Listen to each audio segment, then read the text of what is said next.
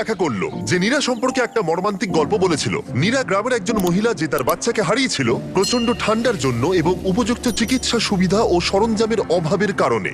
ওকে বর্ষার রাস্তায় সবচেয়ে কাছের বার্থিং সেন্টারের মধ্যে যেতে হতো, কিন্তু সেটাও অনেকটা দূরে থাকায় ও বার্থিং সেন্টারে পৌঁছতে পারেনি আর শিশুটাকে হারাতে হয়েছিল।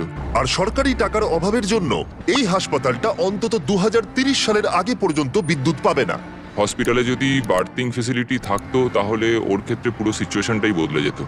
ড্যারেন জানতো এটাকে আটকাবার জন্য আমাদের দ্রুত কাজ করতে হবে, তাই সে গ্রিন প্রোগ্রামের প্রতিষ্ঠাতা মালেসের সাথে দেখা করেছিল, যে অনেক ছাত্র এবং স্বেচ্ছাসেবকদের আমি নিয়ে এই তোমাদের কোনো প্রজেক্টটা পছন্দ শেষ দেব না। করতে এগিয়ে তোমার মন এসেছিল। থেকে ভিডিওতে লাইক করে দাও আমি আর যখন চ্যানেলটিকে ছোট ছিলাম সাবস্ক্রাইব করে দাও। তখন ওকে বন্ধুরা, মালয়েশিয়াতে আর আমার শেষ ফ্যামিলির পর্যন্ত সাথে দেখতে দেখা পারো। করতাম। তখন প্রথম আমি সমুদ্র পাহাড় দেখেছিলাম, আর তখনই আমি এটা বুঝতে পারলাম যে যদি আমরা মানুষকে এই প্রকৃতির সৌন্দর্য দেখার একটা সুযোগ করে দিতে পারি, তাহলে নিশ্চয়ই তারা এই পৃথিবী এবং প্রকৃতির যত্ন নেবে।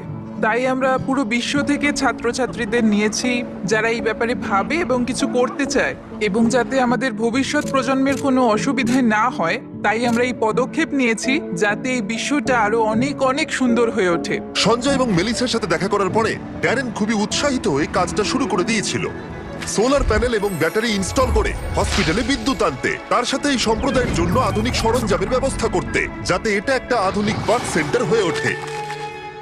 ঠিক আছে, আমরা প্রথম দিনের জন্য প্রস্তুত। 3, 2, 1 টিমের সবাই এই কাজটার জন্য খুবই এক্সাইটেড ছিল। নিচের দিকটা ঘুরতে হবে। দারুণ!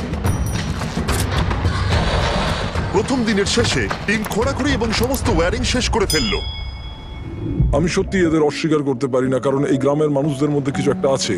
তাদের সভ্যতা, তাদের বন্ধুত্ব, তাদের মেলামেশা আমাকে মাত্র কয়েকদিনের মধ্যেই তাদের পরিবারের অংশ করে তুলেছে। এটা খুবই আনন্দের। আমরা যখন এই বাড়ির সামনে দিয়ে হেঁটে যাচ্ছিলাম, কেউ একজন দৌড়ে ভেতরে ঢুকলো এবং সে ভেতরে আগুন জ্বালালো এবং ধোঁয়া বেরোতে শুরু হলো। আমরা জানতে পারলাম যে সে আসলে চা বানাচ্ছে। এটি আদা সহ হিমালয়ান ব্ল্যাক টি, আর এটা আমার জীবনের সেরা চা। এই লোকেরা সত্যি খুবই সরল এবং এরা মানুষকে ভালোবাসতে জানে। আমরা যেখানেই যাচ্ছি এরা আমাদের ভালোবাসছে। তারা আক্ষরিক অর্থেই আমাদের বাড়িগুলো খুলে দিয়েছে এবং বাড়ির ভেতরে আমাদের একটা বেডরুমও দিয়েছে, যেখানে আমি আর ড্যান আরাম করে থাকতে পারি। কিন্তু কনস্ট্রাকশন শুরু হবার কিছুক্ষণ পরেই ড্যানের শরীরটা খারাপ করলো। আমি খুব অসুস্থ হয়ে পড়েছি, আমাকে চেক আউটের জন্য তাড়াতাড়ি স্থানীয় কোনো ডাক্তারের কাছে যেতে হবে। তার মানে এখন সে নিজেই বুঝতে পারলো যে এইরকম প্রত্যন্ত গ্রামে চিকিৎসা করানো কতটা কঠিন হতে পারে। যেমনটা তোমরা দেখতে পাচ্ছ, এখানে সবকিছুই বন্ধ রয়েছে, আর কঠিন বাস্তব এটাই, যদি তুমি এখানের কোনো গ্রামে অসুস্থ হয়ে পড়ো তাহলে কাছাকাছির বড় ফেসিলিটি পেতে তোমায় প্রায় 7 ঘন্টার একটা